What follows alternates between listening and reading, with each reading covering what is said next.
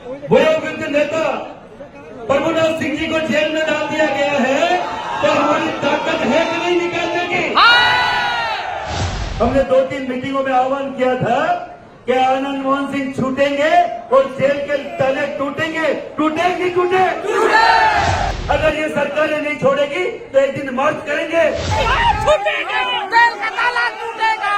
आज भी यहाँ युवा है जो यहाँ की धरती को गर्म कर सकते हैं। जातीय जनगणना की रिपोर्ट आने के बाद बिहार में ताबड़तोड़ वो तमाम जातियां एकजुट होने लगी हैं जिनकी तादाद में कमी आई है या आंकड़े में जानबूझकर, जैसा कि आरोप है, आंकड़े में उन तमाम जातियों के संख्या को कमतर करके दिखाया गया है। इसी कड़ी में पटना में एक बड़ा आयोजन क्षत्रिय समाज के द्वारा किया गया था, जो श्री राजपूत करनी सेना के बैनर के तले था, जिसमें महिपाल सिंह मकराना, जो राजपूत करनी सेना के राष्ट्रीय अध्यक्ष हैं, वो मुख्य अतिथि के तौर पर आए थे। नमस्कार, आप देखना शुरू कर चुके हैं बिहार टॉक को और मेरा नाम अनूप नारायण सिंह है।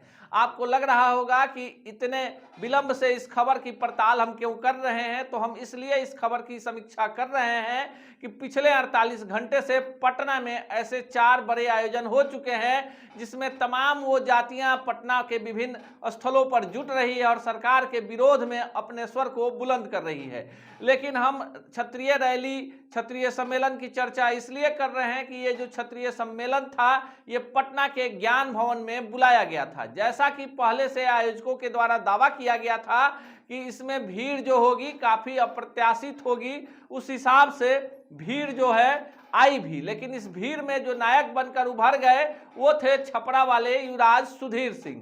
युवराज सुधीर सिंह पूर्व सांसद प्रभुनाथ सिंह के भतीजे हैं और हत्या के एक मामले में पूर्व सांसद प्रभुनाथ सिंह और सुधीर सिंह के पिता यानी प्रभुनाथ सिंह के भाई दीनानाथ सिंह सजा काट रहे हैं, जेल में बंद हैं।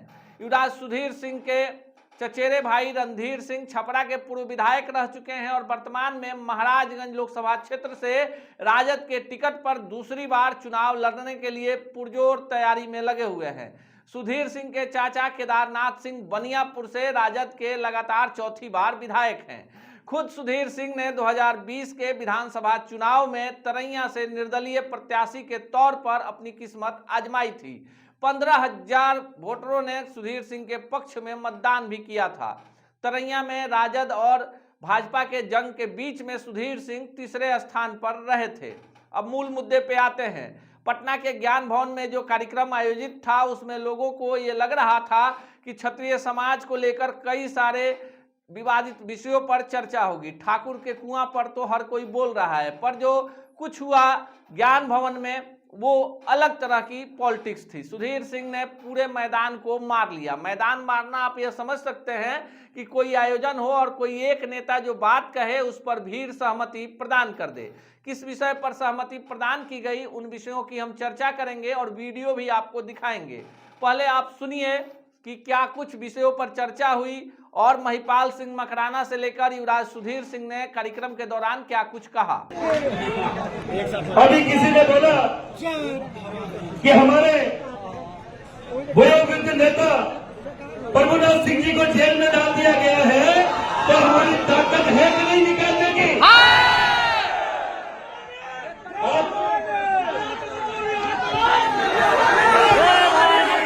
अपनी ताकत है कि नहीं निकालने की? आज से 3-4 साल पहले ये बहुत बड़ी मीटिंग है, पर एक छोटी सी मीटिंग में हमने 2-3 मीटिंगों में आह्वान किया था कि आनंद मोहन सिंह छूटेंगे और जेल के ताले टूटेंगे। टूटे नहीं टूटे? तो प्रभुनाथ सिंह जी के जेल के ताले टूटेंगे कि टूटेंगे? अगर कई प्रभुनाथ सिंह जी सुन रहे हैं मेरी बात, क्योंकि आनंद मोहन सिंह जी भी सुन रहे थे, मुझे मालूम है, और वो भी सुन रहे होंगे जेल के अंदर से। आपके लाखों भाई अगर ये सरकारें नहीं छोड़ेगी तो एक दिन मार्च करेंगे आपके उस जेल की तरफ और तालों को उठाओ, उखाड़ के फेंक लीजिए।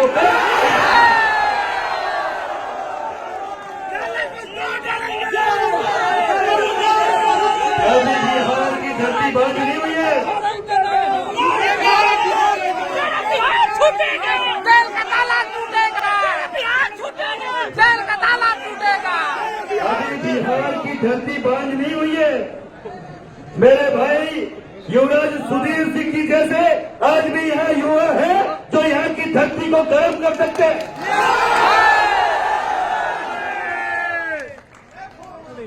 सुधीर भाई जब आवाज लगाएंगे एकता की मिसाल जगाएंगे, आओगे कि नहीं आओगे? अगर मैं बोलूं कि अगले साल मुझे आप लोग हाथ ऊपर खड़ा करके अगर समर्थन दे कि हम लोग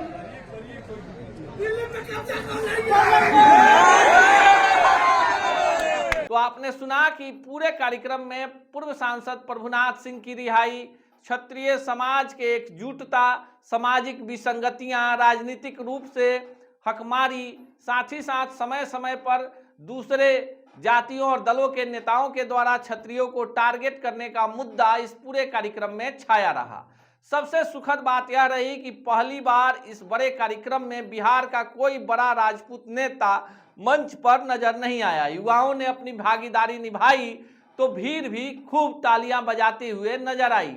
आमतौर पर जातीय संगठनों के सम्मेलन में जो स्थापित नेता होते हैं वो मुख्य मंच पर कुर्सियों पर जमे नजर आते हैं। इस कारण से लोगों में असंतोष हो जाता है कि व्यवस्था फिर वहीं 2.5 कोस चलकर अपने गंतव्य तक यानी अपनी जगह तक पहुंचने वाली है। बात निकलती है तो फिर वहीं आकर रुक जाती है और वहीं पुराने नेता मैदान मार जाते हैं।